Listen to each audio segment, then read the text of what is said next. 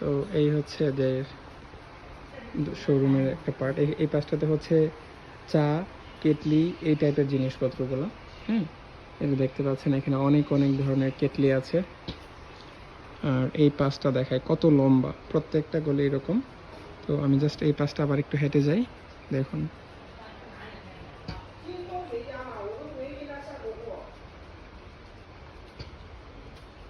সব কিছুর নাম আমার পক্ষে বলা সম্ভব না। এই যে এগুলো হচ্ছে আপনার খাবার স্টোর করে রাখার জন্য, বিশেষ করে বুফেট রেস্টুরেন্টগুলোতে এগুলো পাওয়া যায়।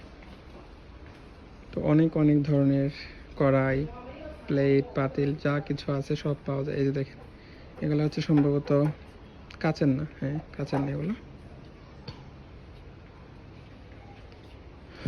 অনেক কিছু আছে। হ্যালো, শেষে শেষে শেষে শেষে উনি আমাকে পানি দিল গরমের মধ্যে আসছে দেখে। Thank you so much. চাইনিজরা আসলে পানি দিয়ে আপ্যায়ন করে সবাইকে, এটা হচ্ছে এদের ভদ্রতা।